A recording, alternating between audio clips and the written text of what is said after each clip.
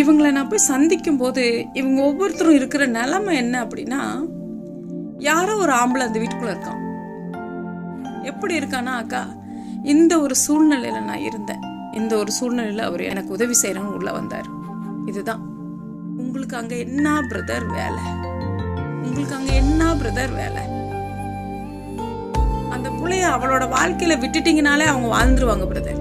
உங்களை யாரு பிரதர் அழைச்சா? உங்களை யார் அழைச்சா?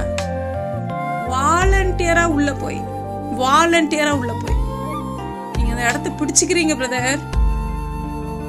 அந்த இடத்துல உங்களுக்கு என்ன பிரதர் வேலை? உங்களை யாரா கூப்பிட்டாங்களா பிரதர்? அந்த பொண்ணு கூப்பிட்டுச்சா பிரதர்?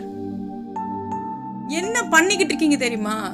ஒரு தாயை இழந்த ஒரு பூனை குட்டிங்க ஒரு 4-5 ரோட்ல இருந்தா தூக்கிட்டு போய் வளர்க்குற மாதிரி நீங்க இந்த பிள்ளைங்களோட வாழ்க்கையில உள்ள நுழைஞ்சிடுறீங்க வாலண்டியரா. அதுங்க ஒண்ணுமே தெரியாம தத்தளிப்பா அந்த மரணத்துல இருந்து மீண்டு வர முடியாம, எதிர்காலத்துல நான் என்ன பண்ணுவேன்னு தெரியாம, அந்த பையனுக்கிட்ட பேலன்சிங் இருக்காது, பேங்க் பேலன்ஸ் அவன் வச்சுட்டு போயிருக்க மாட்டான், வருமானம் அவனுக்குன்னு எதுவுமே வச்சுட்டு போயிருக்க மாட்டான். எந்த விஷயமும் நடக்காம இருந்ததுனால நீங்க வந்தோன்னா அவ உங்களை நம்பிக்கையா பாப்பா. சரி நீங்க உள்ள போறீங்களே, நல்ல வாழ்க்கை கொடுக்குறீங்கன்னு நினைக்கிறீங்களா பிரதர்?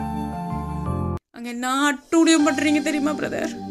அந்த வீட்டுக்குள்ள உட்காந்துக்கிட்டு சந்தேகம், பிரச்சனை. நீங்க உள்ள போறீங்களே, அந்த விஷயத்த உங்களால காப்பாற்ற முடியுதா?